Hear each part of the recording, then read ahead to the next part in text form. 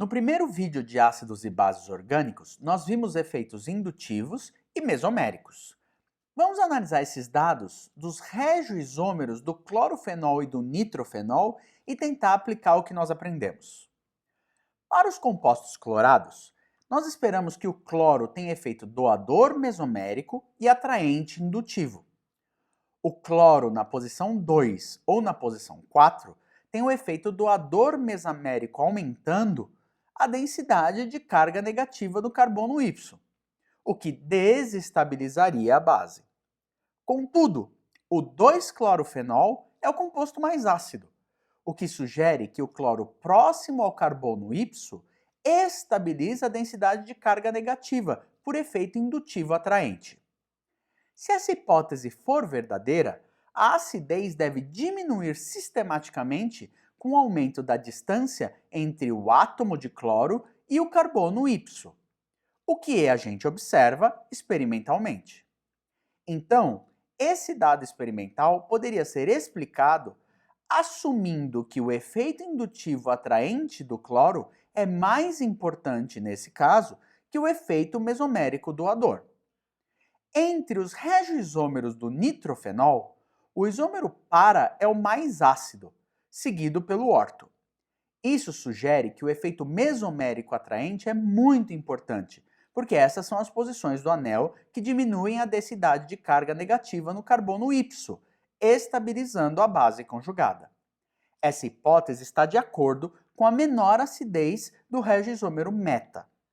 Apesar disso, o efeito mesomérico atraente do grupo nitro não deve ser um fator importante para o isômero meta, visto que não é possível escrever uma estrutura de ressonância que delocalize os elétrons do fenolato até o grupo nitro em meta. A maior acidez do metanitrofenol, quando comparado ao fenol, é explicada pelo efeito atraente indutivo do grupo nitro, resultado da alta eletronegatividade dos átomos de oxigênio e nitrogênio que formam esse substituinte. Agora, vamos olhar a ionização do ácido benzoico formando benzoato. Repare que não há densidade de carga negativa no anel. Ela fica toda concentrada na porção carboxílica. Isso é uma informação muito importante, porque essa delocalização estabiliza muito bem a carga, tornando o ácido benzoico, que tem pKa 4,2, mais ácido que o fenol, que tem pKa perto de 10. O cloro, que é um doador mesomérico e um atraente indutivo, tem um efeito interessante sobre a acidez. O comportamento dessa série não é simples, como no caso dos clorofenóis. O ácido 2-clorobenzoico tem um efeito indutivo atraente mais importante que o mesomérico doador, e é o composto mais ácido dessa série.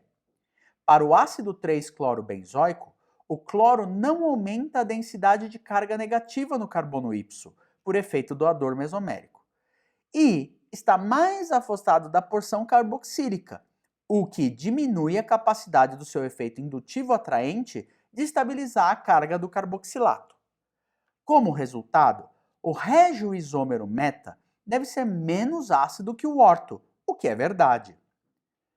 Para o isômero para, o efeito mesomérico doador é muito mais importante que o indutivo atraente, porque o cloro está afastado do carboxilato e porque o cloro em para aumenta a densidade de carga negativa no carbono Y. Essa pequena diferença na acidez dos regioisômeros meta e para se relaciona, entre outros fatores, com o fato do efeito indutivo e mesomérico do cloro serem contrários. Para os ácidos nitrobenzoicos, o efeito indutivo atraente do grupo nitro predomina sobre o seu efeito mesomérico atraente. O regioisômero orto é o mais ácido, visto que o efeito indutivo do grupo nitro é máximo, por estar mais perto da posição carboxílica. O efeito mesomérico diminui a densidade de carga negativa no carbono Y do anel, que está ligado por uma ligação sigma ao grupo carboxílico. No regioisômero meta, o efeito indutivo do grupo nitro fica mais claro quando nós percebemos que esse composto é mais ácido que o ácido benzoico e que o efeito mesomérico não diminui a densidade de carga negativa no carbono Y. O efeito mesomérico é mais evidente no regioisômero para. O efeito indutivo atraente deve ser muito pequeno, dada a maior distância entre os substituintes nitro e carboxilato. Mas esse isômero é mais ácido que o isômero meta, indicando a importância do efeito mesomérico atraente para diminuir a densidade de carga no carbono Y e estabilizar a base conjugada. Então, um pesquisador chamado Lewis Hammett, da Universidade de Colômbia, percebeu que poderia quantificar o efeito eletrônico de substituintes subtraindo o pKa de um ácido benzoico substituído com uma espécie X ou com substituinte X. Ele subtrai esse valor de pKa do pKa do ácido benzoico. Esse parâmetro é chamado de sigma de Hammett, e valores positivos indicam substituintes com efeito atraente de elétron, enquanto valores negativos indicam substituintes doadores de elétron. Nessa tabela, você percebe que nós quantificamos o que a gente inferiu com os fenolatos substituídos. Sinal positivo de sigma, atraente de elétron. Sigma negativo indica doador de elétron. E a magnitude em módulo indica a força do efeito. É um guia para efeitos eletrônicos de substituinte. Lembre-se do Hammett. As consequências desse raciocínio cunharam as bases de toda a físico-química orgânica. Se nós entendemos o efeito indutivo, nós podemos usar esse conceito para explicar a acidez de compostos halogenados. Veja, por exemplo, esses ácidos halogenados. Quanto maior a eletronegatividade do substituinte, maior a densidade de carga positiva no carbono e maior o efeito indutivo, que estabiliza a carga negativa da base conjugada, aumentando assim a acidez do ácido.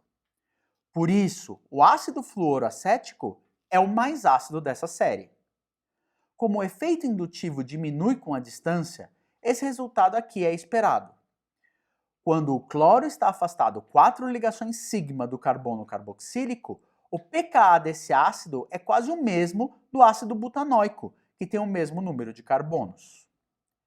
Esse mesmo raciocínio poderia ser usado para explicar esses dados aqui. O ácido com o grupo trifluorometil ligado ao carbono carboxílico tem pKa próximo a zero, ou seja, é muito mais ácido do que o ácido acético. Mas olha o que acontece quando a gente estuda em profundidade a ionização desses ácidos. A energia livre da reação varia de acordo com o pKa do ácido, como esperado. Mas esse ΔG pode ser decomposto no componente entálpico e no componente entrópico, que para a gente comparar como energia, a gente está representando como T∆S. Veja que para o bromo, cloro e flúor, as variações de entalpia são negativas, indicando que as ionizações são exotérmicas. E elas têm valores muito próximos.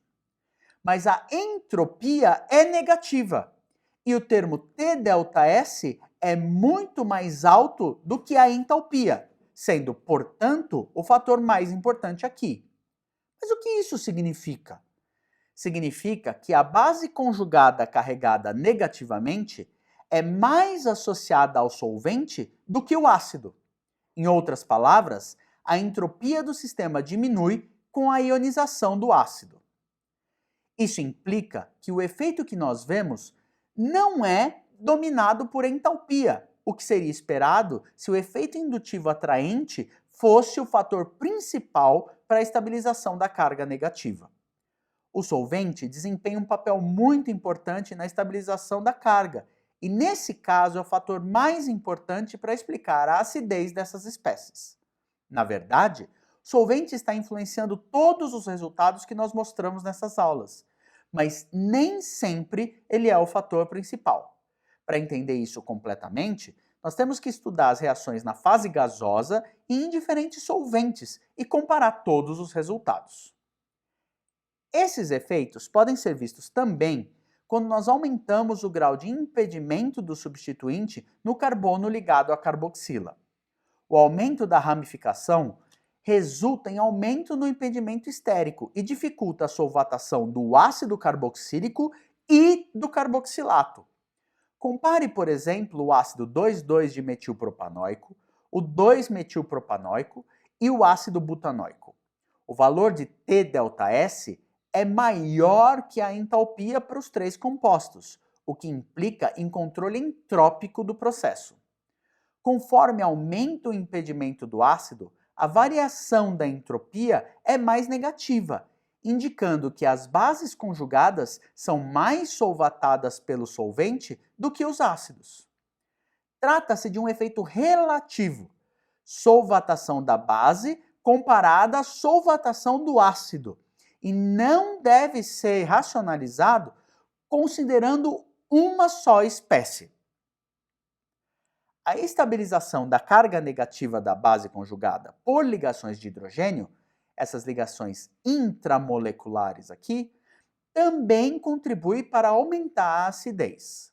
Compare o ácido benzoico com o ácido ortohidroxibenzoico, também chamado de ácido salicílico.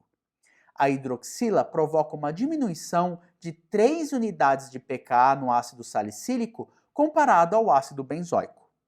A capacidade da hidroxila do ácido salicílico de doar uma ligação de hidrogênio para o carboxilato estabiliza a base e é mais importante do que a desestabilização provocada pelo efeito doador mesomérico da hidroxila.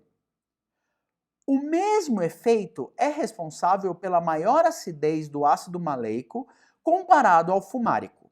A restrição da rotação da ligação entre o carbono 2 e o carbono 3, imposta pela ligação π, favorece a ligação de hidrogênio entre o próton carboxílico e o oxigênio do carboxilato da base conjugada do ácido maleico. Essa ligação de hidrogênio intramolecular é impossível na base conjugada do ácido fumárico, diminuindo a sua acidez quando comparado ao ácido maleico.